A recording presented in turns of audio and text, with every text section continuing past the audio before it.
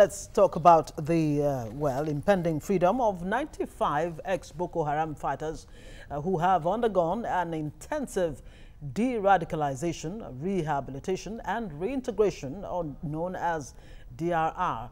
Program. They are now set to be reunited with their families. Well, Chief of Defense Staff Gabriel Olun-Ishakin says that this first set of Boko Haram ex-fighters undergoing the program would be transferred to their respective state authorities for reintegration into the society. Now, the 95 ex-fighters had undergone a 16-week DRR program involving various social and spiritual counseling, introductory elementary formation, education, and vocational training, among others. Now, a breakdown of the 95 ex-fighters shows that 91 of them hail from Borno State, 2 from Yobe, and 1 each from Adamawa and Bauchi states. Well, we have joining us on the phone to discuss this, a public affairs analyst, Adeola Soeton. Good morning and thanks for joining us on TVC Breakfast. Good morning. All right. Okay, so now of about 254 ex-fighters really in all, what are the guarantees? Because I'm thinking that's what would be the question on the mind of many Nigerians. What are the guarantees that this 95 ex-Boko Haram fighters will truly be de-radicalized, reintegrated, and all of that? Well, personally, I also share the anxiety of many Nigerians, particularly with these herdsmen violent onslaught that's going on. It's like the country is under siege of one violence or the other.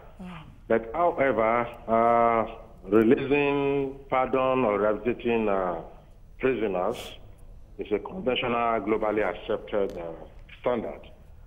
So, be that as may, you have to look at what categories of Boko Haram fighters were released. You see, because we have this conduct in Nigeria. If anything happens now, where I am, say a murder case or a robbery, it's always the intention of police to arrest as many people as possible. And everybody can be shown to be armed robber on TV or a murderer on TV. Why it is not be conducted? So it depends on what category of Boko Haram fighter, so to say, who are now being released. Were they people that were under crossfire, that had no option but to fight, not the real Boko Haram fighters? Okay. Were they people that were genuinely deteriorated or rehabilitated, or were they even victims of Boko Haram themselves? So these are the questions I feel okay. answer themselves. Yes, but then, according to the defense chief, said that these are people, Boko Haram fighters, who willingly surrendered, really, and so they had to be put through this program because they already showed interest in leaving their old ways behind them. So they had to go through the DRR. In fact, it's not just 95 members of Boko Haram going through the program. About 254 ex-fighters are in a Gombe camp under the Operation Safe Corridor program. Well, you know, we have different types of fighters, conscripted fighters. But during the Nigerian Civil War, any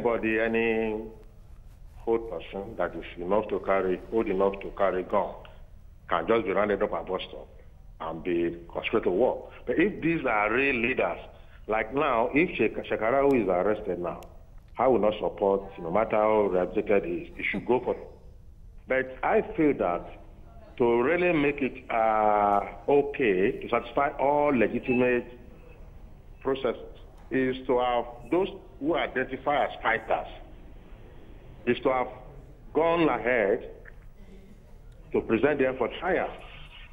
Because you also have to look at the other side. Hello, Mr. Soeton.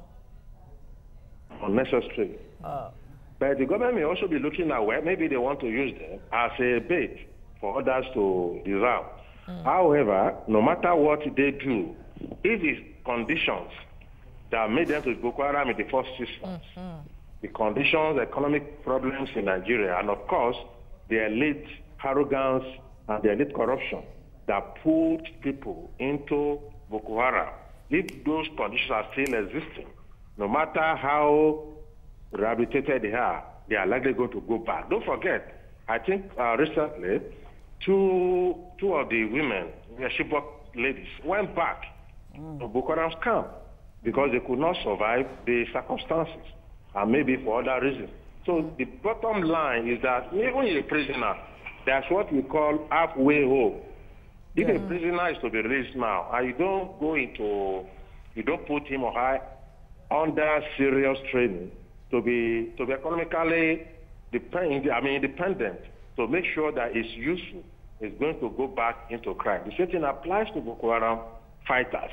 If it's just about them saying that we are no more Boko Haram, surrendering their arms, we are just playing without making sure that the conditions that allow them to be Boko Haram in the first instance were not there again for them to know, oh man, we have released our guns, now we are better off. They can even be, an example to other Boko Haram fighters that are still fighting. So that is the message that we should emphasize on government, so that we just release people and go back to crime. Yes, indeed. Your point is that the fundamentals should be tackled, of course. And now, in psychology, they say if a habit is, carried out within 3 weeks, that's 21 days, it stays. And after that, it's easier to break that cycle of that habit. Now, do you think 16 weeks really is enough to de-radicalize, rehabilitate, and of course reintegrate? The real challenge, according to the reports, is the reintegration aspect of it. How challenging would that be? The danger there that I see is Boko Haram goes beyond, let's say, Niger Delta militant issue. You know why? Niger Delta is purely economical. They are fighting for economic enhancement. So if that will result, well, you can say you can go to bed. But for those who have religious indoctrination, the danger is, how are we sure if somebody just feels that he wants to Islamize Nigeria or Christianize Nigeria and is arrested in war? How are we sure, even if when he releases? Are you there? All right, we seem to have lost connection with Deola Shoeton there, talking to us about... Okay, he's back. Okay, he's back. Go ahead. Hello? Yes, go ahead, please. We lost connection there. I also feel this, in order for this integration to look real, that should also be extended to IPOB.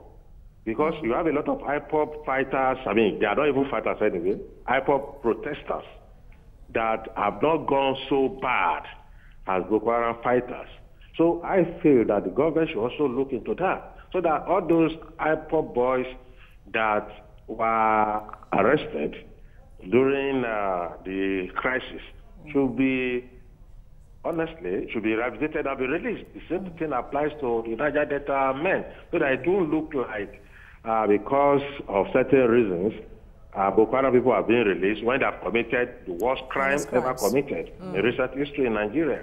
So, and I feel that government under this system should know that people who are going into such very heinous crime have certain basic reasons.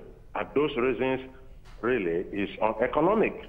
You know, they say Boko Haram, Western education is bad. It's not that they don't want, because there are elites over there, even in Nigeria generally, that have gone to all universities in the world, have misgoverned Nigeria. And they were in a sense, were right to say, okay, if this is what Western education brings, corruption, stealing of public money, and impunity of people in office, then let's say, well, we conclude that Western education is bad.